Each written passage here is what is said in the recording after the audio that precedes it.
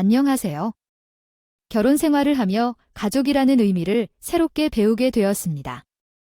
어떤 분들은 당연하다고 말씀하실 수도 있을 것 같아요.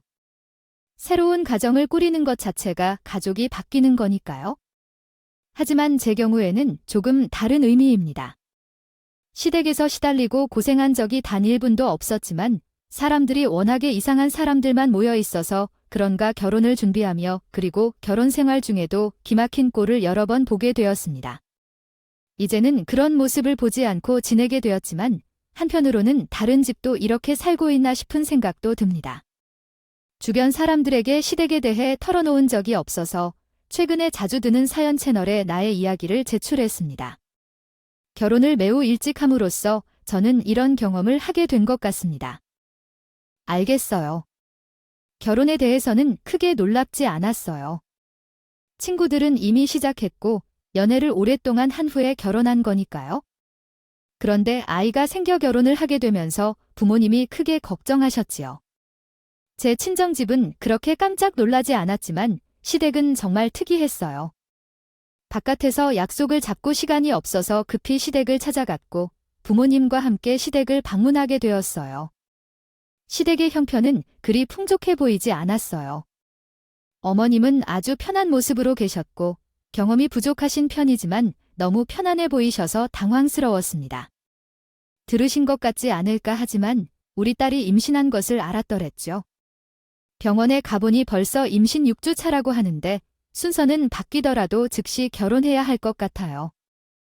이런 말을 듣고 나서 언니는 대답을 기다리고 있으나 시어머니는 아무 상관이 없다는 듯 심드렁한 태도로 얘기를 시작했습니다. 애를 낳은 말든 그건 그쪽 부모님들이 알아서 하세요. 뭐 결혼시킬 생각이 있으시면 그것도 알아서 하시고요. 그러자 친정엄마는 아니 남일 말하듯 그러십니까? 그래도 아들 일인데 저희 마음대로 하라고 하는 게 제 집에 아들이 제 하나만 있는 게 아니라서요. 사고 쳐서 결혼하는 것이다 보니 제가 시집살이 시킬까 봐 걱정이시라면 그런 생각은 안 하셔도 돼요. 시집살이 시킬 생각도 없고 솔직히 관심도 없어요. 나중에 뭐 결혼시킬 거면 날짜만 알려주세요. 그래도 결혼식에는 참석은 해야 된다고 생각하니까요. 시어머니가 난리를 쳐도 당황스러울지도 모르겠지만 관심 없는 태도가 황당하군요. 시어머니가 왜 이런 태도를 보인 것인지 알아보니 시댁 식구가 많아서 그래 한 것이었습니다. 남편이 막내인 것을 들었지만 위로 형이 둘이 그리고 누나가 둘이 있다는 것을 결혼 준비를 하면서 알게 되었어요. 저는 막내라서 당연히 사랑을 많이 받고 자랐을 것으로 생각했거든요. 근데 그것도 아니었어요. 시댁 부모님은 남편에게 별 관심이 없었던 정도로 이를 위해 남동생이 있었기 때문에 더욱 더 사랑받고 자랐고 나는 첫째 딸이라 남동생이 장손이라 둘이 사랑을 많이 받고 자랐기 때문에 시부모님의 남동생을 대하는 태도를 이해하기 어려웠죠. 근데 남편은 그러려니 하는 모습을 보며 남편이 어렸을 때 어떻게 잘났는지 짐작하기도 어려웠습니다. 시부모님의 태도 때문인지 모르겠지만 친정아버지는 계속해서 우리 결혼을 반대하셨어요. 그래서 남편은 매일 같이 친정아버지에게 가서 사죄를 드리며 틈틈이 일도 없이 싹싹하게 행동했죠. 그리고 2달 정도 지난 후에 친정아버지가 우리를 불러서 내가 너희를 예쁘다고 결혼시키는 건 아니야. 너희 엄마가 너를 계속 불러올 텐데 우선 결혼을 먼저 시키자고 해서 그런 거야? 장인님, 정말 감사합니다. 제가 잘할게요. 지원은 물론이고 장모님과 사이념을 잘하겠습니다. 우리 딸 눈에 눈물 나오기만 해봐. 아주 가만 안 둘 테니까. 그렇게 친정 부모님의 허락을 받아 저희는 결혼을 준비할 수 있었어요. 갑자기 마음을 바꾼 아빠가 이상하다는 생각을 했지만 다 친정 엄마가 시킨 것이었고요. 아빠는 어떻게든 결혼을 시키고 싶지 않았는데 친정엄마는 오히려 시집살이도 없고 시부모님이 간섭하지 않는 게 더 좋을 수 있다고 하며 아빠를 설득했다. 저에게 얘기하셨어요. 엄마가 살아보니까 시부모님과 어느 정도 거리가 있는 게 좋더라고. 근데 너희는 너한테 관심은 물론이고 아들도 상관 안 하는 거 봐서 시댁 때문에 골치 아낄 일은 없을 것 같더라고. 그래서 아빠가 나 결혼시킨다고 한 거였어? 그래요. 엄마가 시집살이 없는 곳에 시집 가는 것도 행운이라고 했거든. 처음에는 너희 아빠의 똥으로 보이지 않나요? 들었던 얘긴데 주변 사람들에게 들은 얘기 때문인지는 잘 모르겠지만 생각을 변환했어요. 그렇다고 괜찮은 남자라서 만났다고 성격이 얼마나 좋은지 대학을 졸업하지 않은 사람들이 뭘 잘했다고 웃어 너희 시댁은 무언가 도와줄 것 같지도 않아서 엄마와 아빠가 결혼식을 준비해 주려고 당장 집을 구해주기는 어렵고 결국 너희가 나가서 살면 어쩌면 아기까지 돌아보게 될 텐데 그래서 일단은 우리랑 함께 살자고 했어요. 대학을 졸업하지 않은 우리가 어떤 능력으로 집을 구하겠어요? 친정 부모님께서 함께 살자고 하셔서 알겠어요. 이렇게 우리는 간소하게 결혼식을 올린 후 친정 부모님 집에 머물며 살게 되었습니다. 남편이 군대에 다녀오지 않았다면 생각해봐야겠어요. 아이를 낳은 후 남편이 군대에 들어가셨습니다. 남편이 군 생활을 하는 동안 저는 아이를 낳고 친부모님에게 맡기고 학교에 다녔습니다.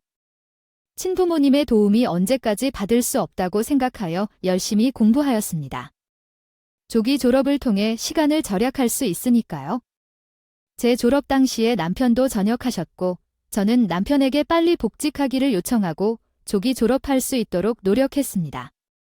복학 신청 시기를 알아보고 신청하여 월 초에 입학할 수 있었습니다. 대학 졸업장은 크게 필요하지 않을 것 같다고 생각했는데 생각을 바꿔보니 필요하다고 생각합니다. 졸업장이 필요 없다며 복학하지 않겠다는 거야? 좋은 대학 나온다 해도 취직 못하는 사람이 수두룩한데 나 군대에 있을 때 손님으로 온 분이 이야기했더라. 공장에 들어가면 돈을 많이 벌 수 있다고 하더라고. 그래서 지금 공장에 들어가겠다는 거야? 대학은 어쩌고 넌 졸업했으니 됐어. 나는 얼른 돈 벌어야지. 우리 애도 있는데 언제까지 장모님과 장인어른한테 손 벌려야 하겠어? 저는 대학이라도 나와야 하지 않겠냐며 남편을 설득하려고 했지만 남편의 생각은 확고했다. 결국 남편은 대학을 자퇴하고 공장에 들어가서 일을 시작했어요.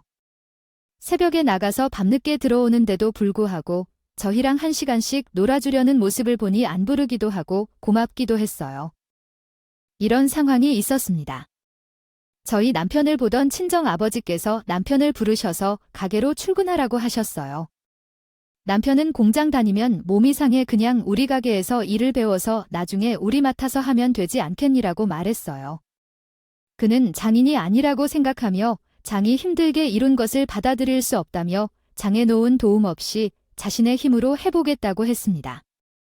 뭘 그렇게까지 해야 하느냐고 하며 쉽게 인생을 살아야 한다고 말하고 또 내 딸이 고생하길 원치 않는다며 더 열심히 살게 된다고 말했습니다. 그러니 걱정하지 않아도 된다고 했습니다. 친정아버지가 하는 가게에서 일을 배우려는 의도를 알려주기 위해 왔지만 남편은 단호하게 거절했습니다. 친정아버지는 당황했지만 그런 그대로 좋아하신 것 같아요.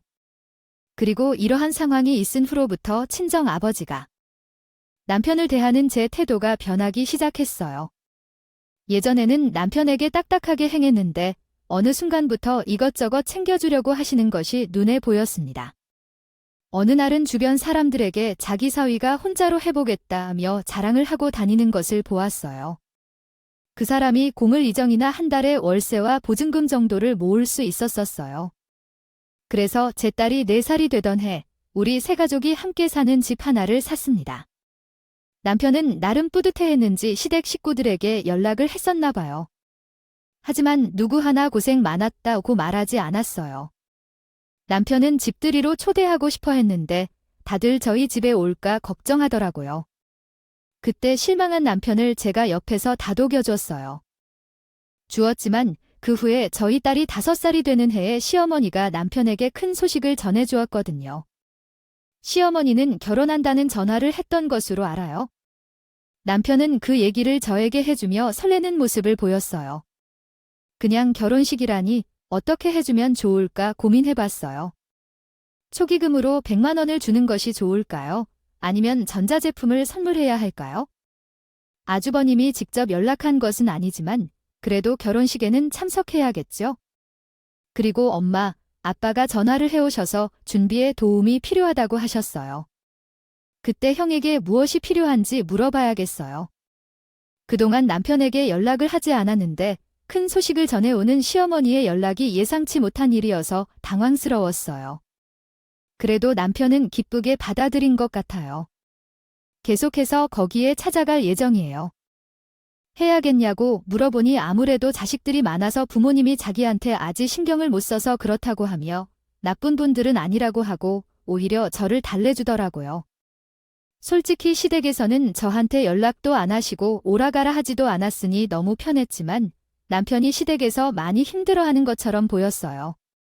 아주 반가운 결혼식을 준비할 때 보니 제 남편에게 완전히 무시당한 것처럼 느껴졌어요. 결혼식 당일에도 남편이 안 보여서 어디 있나 찾고 있었는데 글쎄 주차장에 나가서 손님들을 안내하고 있더라고요. 그래서 저가 남편에게 다가가서 여기서 뭐 하고 있냐고 빨리 식장 안으로 들어가자고 했는데 남편은 둘째 형이 손님들을 안내하라고 했다고 하더라고요. 아주버니 결혼식 때 남편을 대하는 시댁 식구들을 보니 너무 기가 막히더라고요. 막내니까 챙겨주는 게 아니라 막내니까 편하게 불려먹는 것처럼 보였거든요. 결혼식이 끝나고 나서 제가 남편한테 시댁에서 우리를 반기지 않으니 가지도 말고 연락도 하지 말자고 했어요. 근데 남편은 시댁이 가족이라 그런가 쉽게 끊지 못했습니다. 저희 남편은 고절이었는데 큰 아주버님은 세무사라 그런지 시어머니의 자랑이 대단했어요. 그리고 가족 모임에 가면 저랑 제 딸이 있는데도 불구하고 은근히 남편을 무시하는 듯한 말투가 신경 쓰여 가족 모임을 다녀온 날은 항상 기분이 안 좋았어요. 이번에 시대 모임 갔는데 아주머님이 새로 세무소 사무실을 만들었나 봐 그 자랑만 3시간에 넘게 듣고 있었어요. 왓썽 라는 말에 대단하네. 그 정도면 자랑할 만하지. 왜 그래? 자랑만 하면 그러라 하겠지? 꼭 말끝에 막내는 절인데 형 보고 좀 배우지? 그랬냐고 하잖아. 그럼 또 남편은 그 소리에 기분이 나타나고 그래서 나는 시댁에 모이기 싫은데 남편은 왜 그렇게 꾸역꾸역 가는지 모르겠어. 친정아버지는 제 말에 들으시더니 아주버님이 새로 개업한 사무실이 어디냐고 물어보셨어요. 가게 하는 분이라 궁금하신가 보다 싶은 생각에 알려드렸죠. 그리고서 신라고 남편이 시댁에 가기 위한 준비를 하더라고요. 저도 같이 준비하고 시댁으로 향했습니다. 이번에도 아주버님 자랑만 잔뜩 듣고 오려나 싶은 생각이 드네요. 들었는데 예상치도 못하게 큰 형님이 저희 남편에게 고맙다는 말을 하기 시작하셨어요. 서방님 덕분에 저희 사무실로 오신 분들이 많아요. 다들 서방님 속에 들어왔다고 하더라고요. 너무 감사해요. 남편은 얼굴에 웃음을 지었지만 저는 속으로 친정아버지가 도와주나 싶었습니다. 아버님도 남편에게 고맙다고 하니 시어머니도 옆에서 한마디 하셨어요. 이번에는 내가 잘했네. 그렇게 서로 돕고 살아야지. 막내 덕분에 집안 분위기도 좋아지니 좋네. 그래. 뭐 먹고 싶은 게 있어? 내가 다 사줄게. 말만 해. 가족들의 주목을 받으니 남편도 특히 하루 종일 입꼬리가 내려오지 않았어요. 그 모습을 보니 저도 덩달아 기분이 좋아졌습니다. 그래서 친정아버지에게 연락을 드려서 감사드리고자 했으니 친정아버지께도 기뻐하실 거라 생각해요. 결혼 준비할 때부터 신에게 관심을 받지 못하고 무시당해서 친정아버지도 마음을 쓰셨던 것 같아요. 제가 친정아버지 덕분에 남편이 내려올 줄 몰랐다고 언급했더니 친정아버지도 뿌듯해하시는 것 같았어요. 그런 후에 제 큰아이가 초등학생이 되면서 회사를 그만두게 됐어요. 다른 분들은 아기 낳고 금방 복직을 하는데 제가 아이를 초등학교에 보낼 때쯤 휴직이나 회사를 그만두는 선택을 했어요. 아이가 없을 때는 그 이유를 이해할 수 없었는데 아이를 낳고 나니 왜 그런지 알겠더라고요. 엄마들이 아이를 데리고 오는데 종일 일하는 것이 어렵다는 것을 알게 되었어요. 아이는 학원만 다니게 할 순 없었거든요. 제가 회사를 그만두고 나서 시어머니한테 연락 온 적이 있었어요. 저한테 직접 연락하는 분이 아니셔서 그때는 좀 놀랐던 것 같아요. 예전부터 저한테 무엇을 요구한 적이 없어서 부담 없이 시어머니를 만나러 갔습니다. 시어머니는 저를 보자마자 대뜸 일을 시키셨어요. 너 회사 그만두고 있다며 잘됐다. 우리 큰아들 회사에 청소하는 사람이 나갔다 하는데 너가 가서 좀 도와줘라네. 제가 그걸 왜 해야 하나요? 청소 아주머니 다시 구하면 되죠. 사람을 구하는 게 그렇게 쉬운 게 아니더라고요. 어차피 회사도 더 안 다니고 집에서 쉬고 있다며 고졸이 막내가 돈을 벌어봤다고. 얼마나 벌 것 같아요? 너도 부지런히 돈을 벌어라. 저희 남편 돈. 우리 새신랑과 새신부가 살아가는데 어려움 없이 지낼 수 있도록 벌고 있어요. 걔도 몇 개 벌어도 어차피 얼마나 벌겠어요.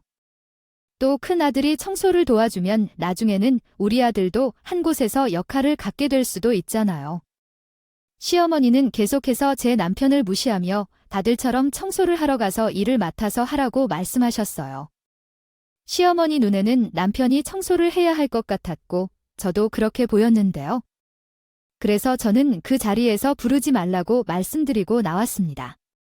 괜히 남편이 알게 되면 속상할 것 같다는 생각에 남편에게는 말하지 않았어요. 그러나 시어머니가 남편에게 전화를 걸어서 뭐라고 하신 것 같더라고요. 그날 저녁 남편이 돌아와서 미안하다고 사과를 했어요. 엄마가 당신한테 뭐라고 하라고 하더군요. 만약 그랬다면 미안해요. 제가 그로 인해 당신께까지 괴로움을 끼쳐서 어머님이 전화를 주셨다는데 그때 저는 엄마 전화를 받지 못했어요. 그래서 어머님이 당신께 전화를 하셨다는 거죠. 그 후에 남편에게는 사고하지 말라고 했어요. 그리고 그날부터 친정아버지 소유의 상가에 디저트 가게를 오픈했습니다. 예전부터 친정아버지와 같이 사업을 하고 싶다는 생각은 있었거든요. 하지만 사업 자금을 마련해야 해서 직장 다니던 동안 여겨왔어요. 그러다 시어머니에게 모욕을 당해 제가 잘 살아가는 것을 보여주어야겠다는 생각이 들었습니다. 지역에 디저트 가게가 없어서인지 제 가게를 찾아오시는 분들이 많아요.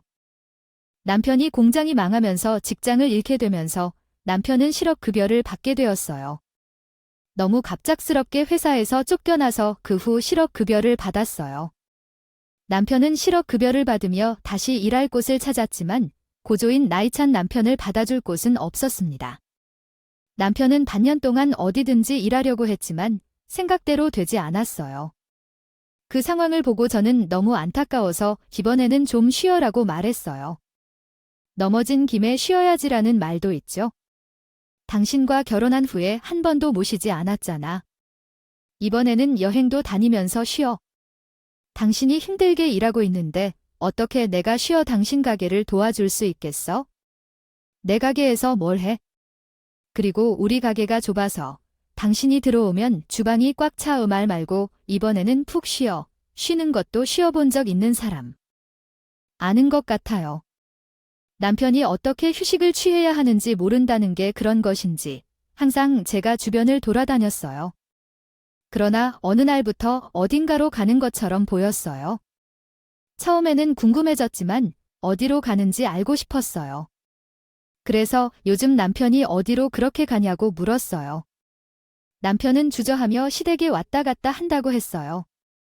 씨는 왜 엄마가 연락했냐고 했어요.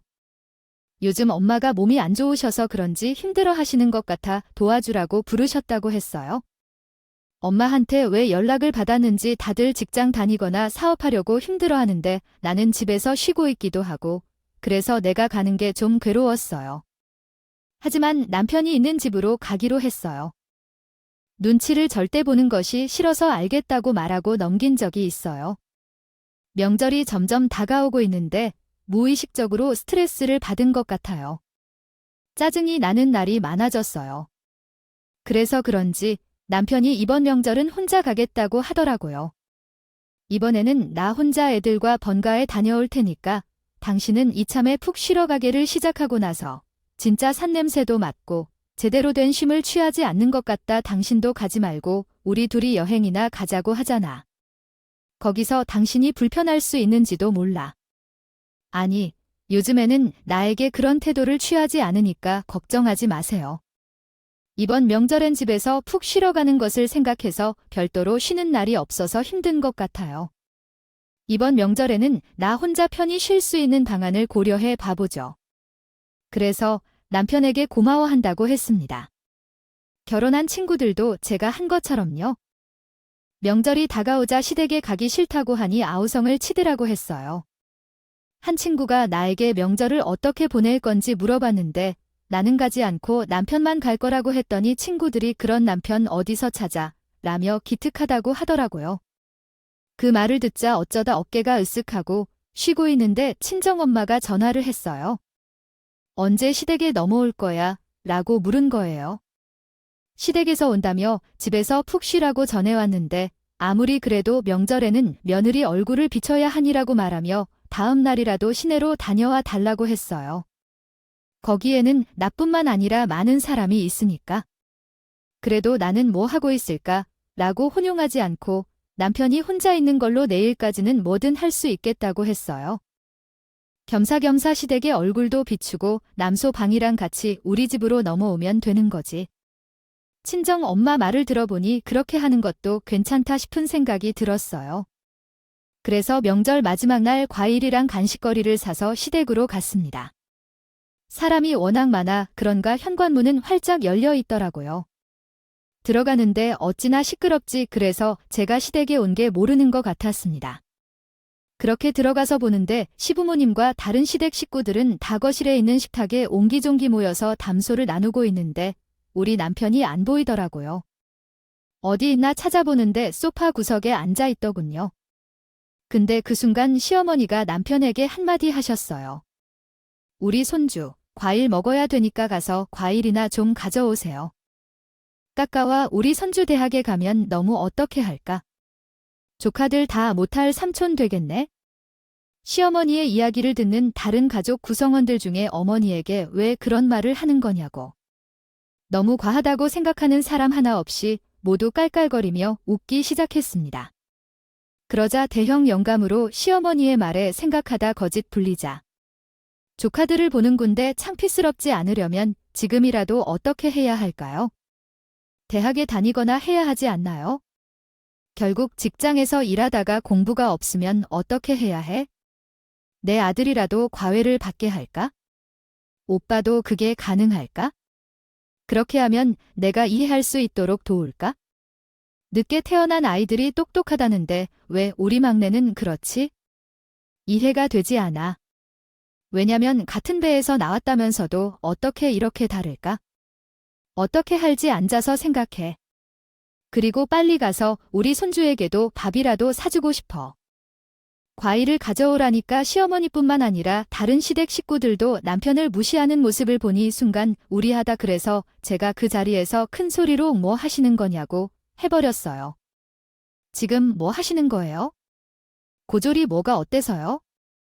그리고 저희 남편처럼 성실하게 사는 분 계세요. 고작 대학 하나 못 나왔다고 이렇게 무시하는 게 말이 돼요? 당신 빨리 나와. 여기서 왜 그런 소리 듣고 있어? 시어머니는 갑자기 찾아와서 큰 소리를 치는 저를 보고 혀를 차기 시작하셨어요. 무식하면 용감하다고 하더니 딱 쟤네. 목소리는 또 왜 이렇게 커? 귀청이 떨어지겠네? 너 갈 때 가더라도 내가 해야 될 건 하고 가라. 시어머니는 끝까지 남편한테 비아냥거리는 식으로 한마디씩 더 해주셨습니다. 말씀하셨어요. 제 목소리를 들은 딸이 건너방에서 저를 보고 달려나와서 푹 안기도 하더군요.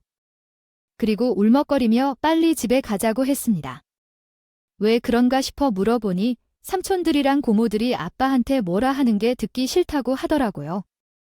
계속 아빠한테 뭐라고 하는데 계속 듣기 힘들었어서 그래서 빨리 집에 가고 싶었는데 할머니랑 삼촌이 길해야지 어디 가냐고 하면서 자꾸 구박했어요. 내 뒤에서 시어머니와 아주버님의 눈치를 보며 얘기를 꺼내는데 들을수록 화가 나더라고요. 그래서 제가 시어머니한테 저떻게 그럴 수 있냐고 했어요. 어떻게 애가 보는 앞에서 애 아빠를 무시할 수가 있어요? 내가 틀린 말했어요. 고졸이니 뭐 어쩔 수 없어. 지금 여기가 어디인지 말 좀 조용히 해봐. 그리고 우리 엄마가 잘못 말한 것도 알아. 왜 그리 소란인 거야? 시어머니와 아주버님이 한편 되어서 뭘 하는 거야? 남편은 말리면 그냥 가자고 하고 딸은 계속 제 옷자락을 꼭 잡고 있어서 시어머니랑 아주버님을 두고 보자고 하고 나왔어. 그래서 제 뒤에 대고 끼리끼리 만났다며 빈정거렸어. 그러다 시댁을 나와서 남편한테 말했어. 왜 거기 가서 그런 취급받고 앉아있어? 그럴 거면 당신도 가지 말던가. 저번처럼 당신한테 연락할까 봐 그랬지. 기죽고 있는 남편을 보고 속상하고 화가 나서 한마디 더 하려고 했는데 딸이 막아섰어. 아빠한테 그만해 달라고 안 했어. 할머니와 삼촌이 그러니 아빠가 속상한데 엄마도 그래야겠지. 그럼 내가 할머니와 삼촌한테 말하지 말라고 했으면 좋겠어. 그렇게 했어? 울면서 아빠한테 그런 말을 하지 말라고 했는데 아빠는 우는 걸 보고 더 힘들어하셔서 더 이상 말하지 못했어. 초등학생 딸의 이야기를 들으니 속상해지고 남편에게 시댁에 가지 말라고 했어요. 거기 가서 왜 무시당하며 오느냐고 하고 말했어요.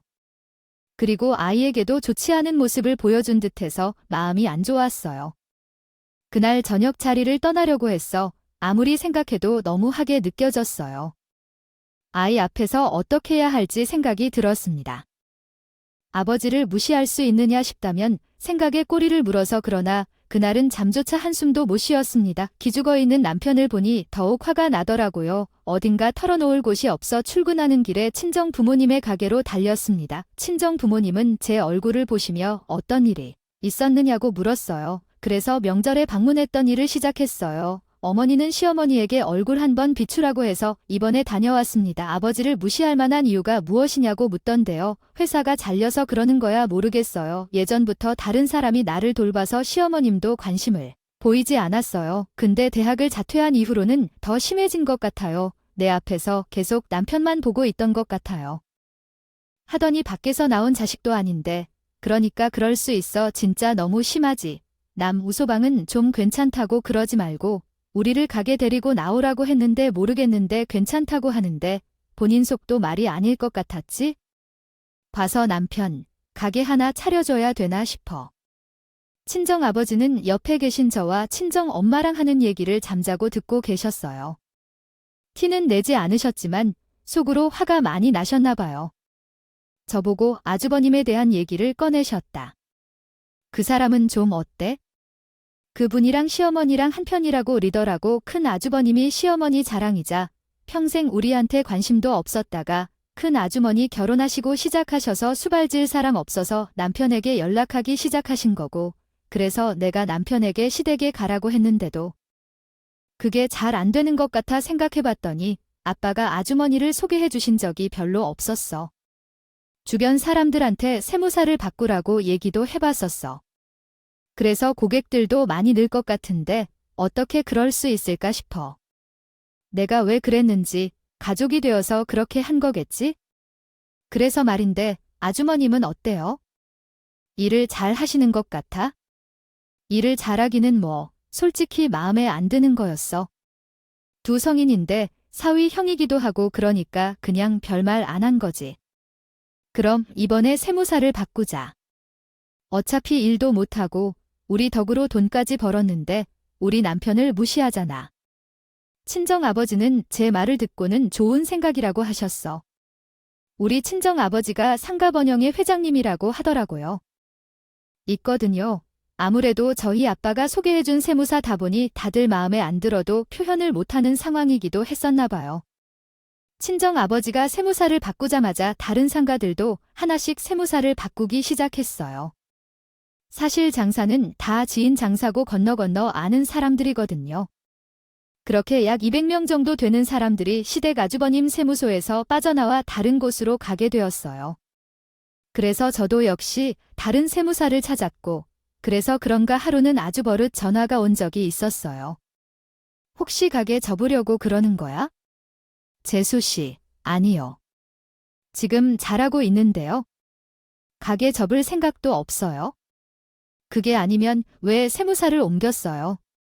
나는 뻔히 세무사를 변경하려는 이유가 알고 있지만 최근에 많은 사람들이 대거 이탈하고 있다는 사실을 인지했는데 왜 이러한 현상이 발생하는지 저의 아버지와 다른 곳으로 옮겼던 어머니 그리고 아주버님은 우리 남편을 무시한다며 이야기했더니 너무나 말이 심하다고 하면서 다른 세무사를 찾는다고 하더라고요.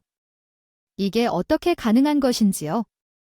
이렇게 많은 사람이 떠나갔는데 우리 집 친정아버지가 번영의 회장이라서 그런가 내 친정아버지가 세무사를 바꾼다고 하자 다른 사람들도 따라서 바꾸는 것 같더라고요. 그런데 이게 말이 되지 않아요. 재수 씨가 말씀을 잘 해주시면 내가 보답할 테니까요. 우리 남편이 잘하지 않는다는 것에 대해 아주머니가 이야기했어요.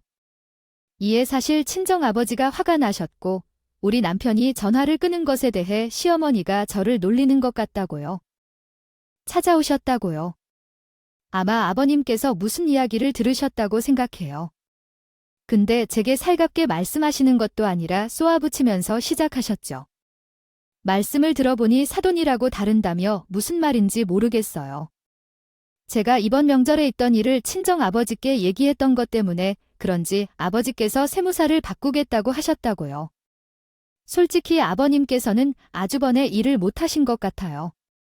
우리 시댁이라 다들 말 못하신 것 같더라고요. 우리 애가 얼마나 똑똑한데 일을 못하고 지금 일 때문에 삐지고 있는데 그래도 이건 너무하다고 생각해요. 어떻게 어머님이 애 앞에서 우리 남편을 비난하실 수 있어요? 내가 구박을 하고 있다는 뜻이 아닌데요. 제가 없는 말을 했어요.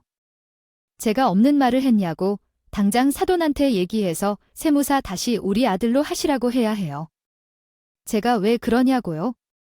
어머니랑 아버님이 생각 없이 우리 남편을 무시한 거 저는 그냥 넘겨요.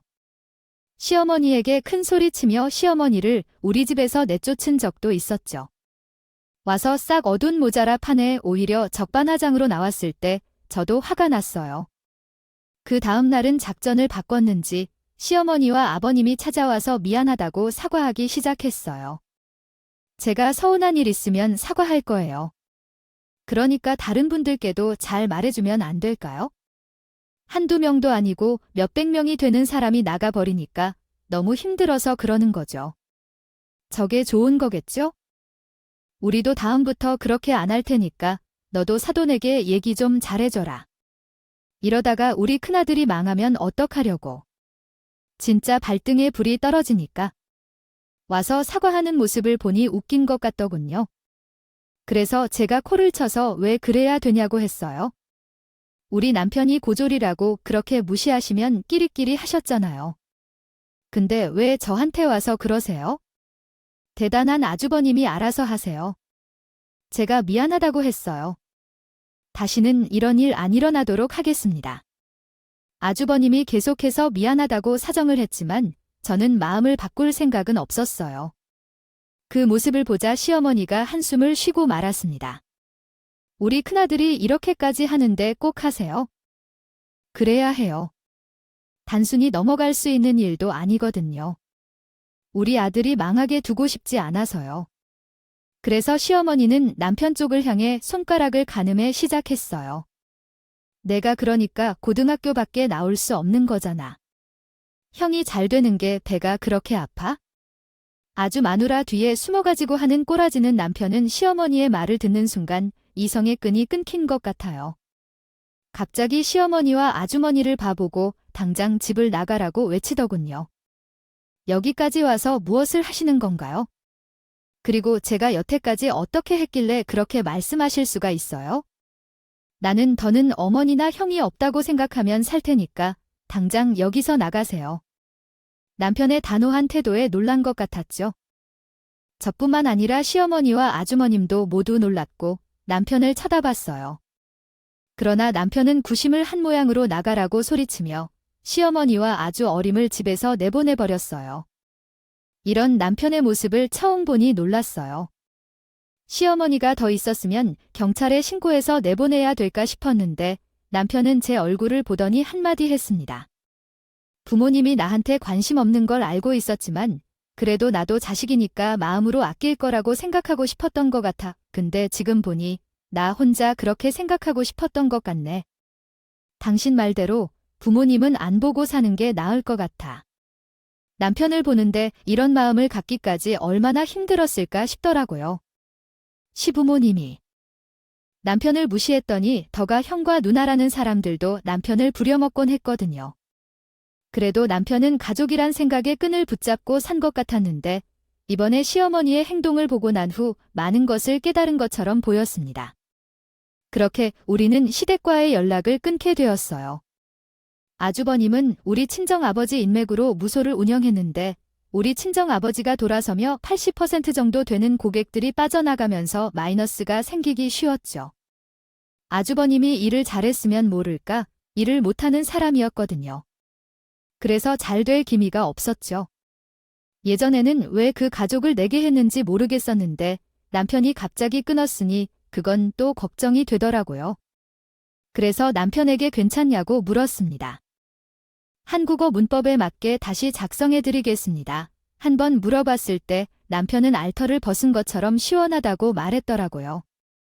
남편이 괜찮다고 해서 그 이후로는 그 일에 대해 더 이야기하지 않았고 결과적으로 우리는 연락을 끊었습니다. 그리고 그 후에 친정아버지께서 음식을 차려주셨어요. 남편은 성실해서 그런지 가게도 잘 되고 있었어요. 시어머니가 남편이 잘 되고 있다는 소식을 듣고 연락하려는 듯 조용히 연락을 하시더라고요. 한 번은 남편의 핸드폰에 계속 문자가 와서 누구냐고 물어보니 어머니라고 말했어요.